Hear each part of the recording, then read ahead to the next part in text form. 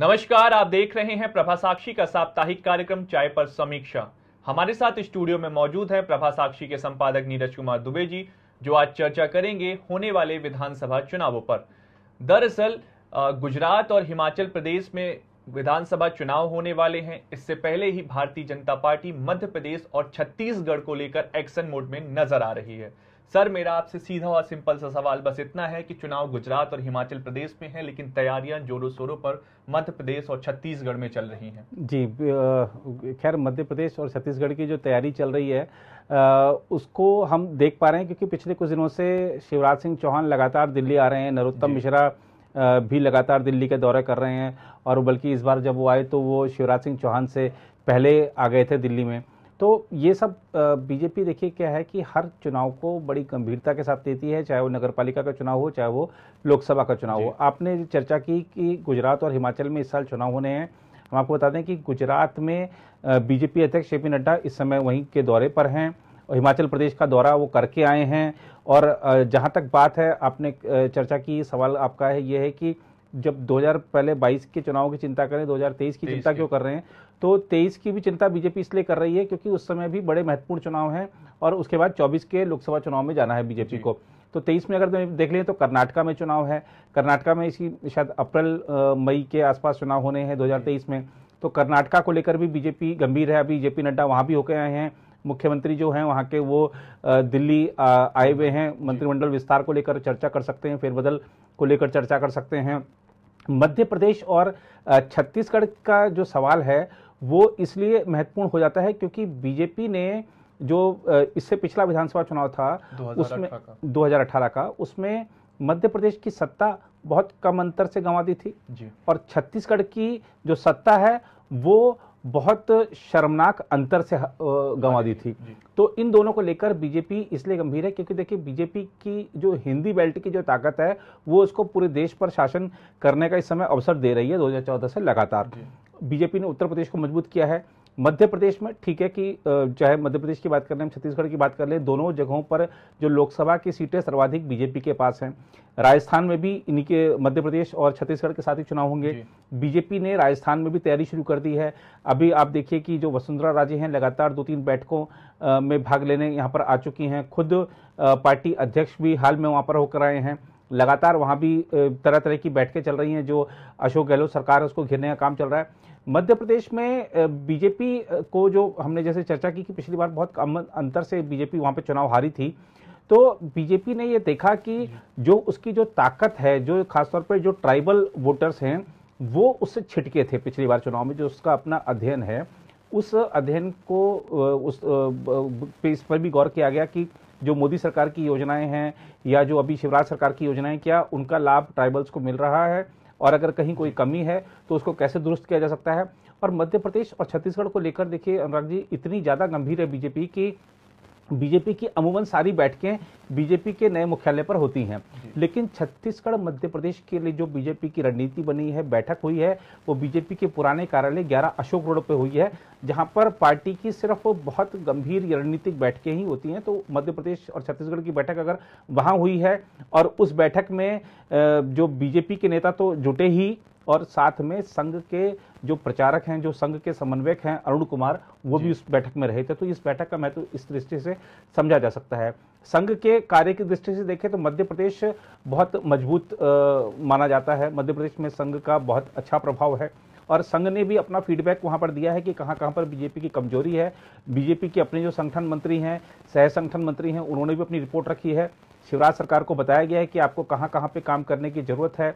और ये ठीक है कि नेतृत्व को लेकर मध्य प्रदेश में कोई चुनौती नजर नहीं आ रही है, क्योंकि शिवराज अभी भी वहां पर सबसे लोकप्रिय नेता हैं और सर्वमान्य नेता हैं। हालांकि इसमें भी कोई दो राय नहीं कि ऐसे बहुत सारे नाम हैं जो कि अपने आप को मुख्यमंत्री देखना चाहते हैं मध्य प्रदेश में। आपका जैसे आपने सर्वमान्य नेता की बात की, हमने पिछले चुनावों में देखा 2018 के चुनावों में वहां पे भाजपा हार गई, और फिर 14 महीने के वनवास के बाद जब दोबारा सत्ता पे आई तो एक नेता को सबसे ज्यादा बढ़ाया गया। वो नेता का नाम है नरोत्तम मिश्रा, जो गृह मंत्री भी हैं जी। और उसके बाद वो लगातार पत्रकारों से भी मिलने लगे और लगातार बैठकें भी करने लगे और बाइट भी देने लगे। कहा यह भी जाने लगा कि उन्हें शिवराज सिंह चौहान के विकल्प के तौर पर तैयार किया जा रहा है। इसे आप किस दृष्टि से देखते हैं? नहीं, देखिए, नरोत्तम मिश्रा की अभी जो सरकार बनी है उसमें भी बड़ी भूमिका रही है। कांग्रेस के जो विधायक वहां से टूटकर बीजेपी के साथ आए थे, सिंधिया गुट के साथ आए थे, उसमें एक बड़ी भूमिका रही है। और बल्कि नरोत्तम मिश्रा का प्रयास एक बार विफल हो चुका था, दूसरे प्रयास में सफलता मिली। तो ये इसमें कहीं कोई दो राय नहीं कि जो वहां पर जोड़ तोड़ की राजनीति है उसमें माहिर हैं नरोत्तम मिश्रा। पार्टी और संगठन के लिए एक बहुत महत्वपूर्ण कड़ी है नरोत्तम मिश्रा। लेकिन अभी ऐसा लगता है कि शायद उनको वो स्वीकार्यता हासिल नहीं है कि वो मुख्यमंत्री बन जाएंगे। वो उनके नाम पर विरोध हो सकता है, उनकी छवि को लेकर कुछ सब लोग सवाल उठा सकते हैं, क्योंकि वो एक हिंदूवादी नेता के तौर पर उन्होंने अपनी छवि बनाई है। वहीं शिवराज सिंह की बात करें तो वो सभी वर्गों में एक तरह से लोकप्रिय कहे जा सकते हैं। तो और खासतौर पे उन्होंने अब तक का उनका जो कार्यकाल रहा है उसमें कहीं ऐसा उन्होंने कोई संकेत संदेश नहीं दिया है कि वो सिर्फ एक वर्ग के लिए काम करते हैं, दूसरे वर्ग का विरोध करते हैं। तो वो एक उनकी छवि एक ऐसी है कि वो सर्वमान्य नेता सिर्फ अपनी पार्टी में नहीं बल्कि प्रदेश में भी माने जाते हैं।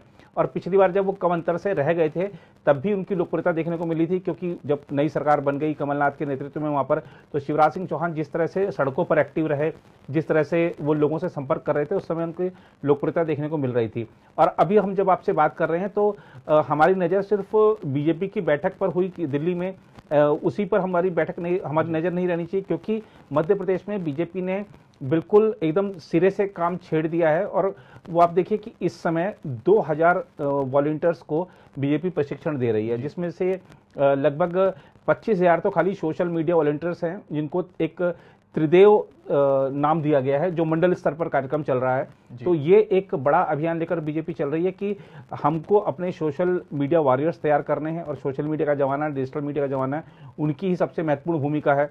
और हमने देखा भी कि जब 5 राज्यों में चुनाव हुए थे तो शुरुआत में जब कोरोना की तीसरी लहर आ चुकी थी तब चुनाव आयोग ने डिजिटल प्रचार की ही इजाजत दी थी। तो ऐसे लोग अगर प्रशिक्षित रहेंगे, तो अगर ऐसी स्थिति आती है, महामारी की आती है, तो उस समय बड़े काम आते हैं लोग।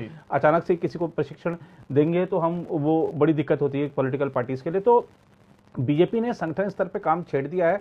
और आप आने वाले दिनों में देखेंगे कि किस तरीके से बीजेपी वहां पर भी एक जो फीडबैक हमारे पास जो रिपोर्ट है, बीजेपी ने फीडबैक वहां पर ये दिया है कि जिस तरह से हम मध्य प्रदेश में, उत्तर प्रदेश में जिस तरह से हम हिंदूवादी छवि के बल पर और कानून व्यवस्था को सुदृढ़ करके चुनाव जीते हैं, और जो सरकारी योजनाओं का लाभ है वो सुनिश्चित किया है कि सबको फ्री राशन मिले, सबको आयुष्मान योजना का लाभ मिले, जो कल्याणकारी योजनाएं हैं चाहे प्रदेश सरकार की हो, केंद्र सरकार की हो, सबका लाभ मिले, उसका एक बड़ा लाभ चुनाव में मिलता है। तो ये अब सुनिश्चित किया जाएगा। आप देखेंगे कि चाहे प्रधानमंत्री हो, चाहे गृह मंत्री हो, चाहे भाजपा अध्यक्ष हो, इन सब की जो यात्राएं हैं, दौरे हैं, वो मध्य प्रदेश में, छत्तीसगढ़ में बढ़ेंगे।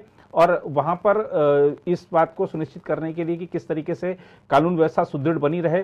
अभी आप देखिए कि मामा का बुलडोजर दौड़ रहा है और बड़ी तेजी से दौड़ रहा है, तुरंत दौड़ रहा है। तो ये अब उत्तर प्रदेश से सबक लेते हुए और उत्तर प्रदेश में जो सफलता के जो महत्वपूर्ण कारक रहे हैं उनको अन्य प्रदेशों में भी आजमाया जाएगा। जहां तक आपने छत्तीसगढ़ की बात करी है, तो छत्तीसगढ़ में देखिए बीजेपी को निराशा इस बात की है कि एक तो पिछला चुनाव बहुत बुरी तरीके से हारे थे, दूसरा उसके बाद से जितने उपचुनाव हुए हैं, ठीक है लोकसभा चुनाव में अलग विषय था कि बीजेपी का अच्छा प्रदर्शन रहा, लेकिन विधानसभा के जितने भी उपचुनाव हुए हैं उसमें भी बीजेपी बुरी तरह हारी है और पार्टी वहां पर एकजुट भी नहीं है, वो एक बड़ी समस्या है। तो अब देखना होगा कि संगठन के स्तर पर किस तरीके से बीजेपी वहां पर अपने आप को दुरुस्त करती है, कमियों को ठीक करती है। और ये तो तय माना जा रहा है कि शायद बीजेपी वहां पर किसी को सीएम कैंडिडेट घोषित करके चुनाव नहीं लड़ेगी, लेकिन इसका बड़ा कारण ये है कि चाहे अभी नेता प्रतिपक्ष के पद पर धर्मलाल कौशिक हो, चाहे पूर्व मुख्यमंत्री रमन सिंह हो, अभी वर्तमान मुख्यमंत्री जो भूपेश बघेल हैं, उनके खिलाफ टक्कर देने के लिए या उनके खिलाफ सक्रिय एक कोई नजर चेहरा वहां पर नजर नहीं आ रहा है। तो इसका मुझे लगता है कि एक बड़ा शायद बीजेपी आलाकमान ने इसको गंभीरता से लिया, इसलिए बात तय की गई है कि हम जो विधानसभा चुनाव है वो किसी के नेतृत्व में नहीं लड़ेंगे, शायद सामूहिक नेतृत्व में वहां लड़ा जाएगा, लेकिन वहां पे फिलहाल कमजोरियां हैं संगठन में, इसमें कोई दो राय नहीं है। तो आप देख रहे थे प्रभा साक्षी का साप्ताहिक कार्यक्रम चाय पर समीक्षा। प्रभा साक्षी के संपादक नीरज कुमार दुबे जी ने बताया कि मध्य प्रदेश और छत्तीसगढ़ में क्या है भाजपा की योजना और किस प्रकार से मामा अपनी लोकप्रियता बरकरार रखे हुए हैं। इस सप्ताह के लिए बस इतना ही। अगले सप्ताह फिर आपसे मुलाकात होगी। तब तक मुझे यानी अनुराग गुप्ता और प्रभा साक्षी के संपादक नीरज कुमार दुबे जी को दीजिए इजाजत। नमस्कार।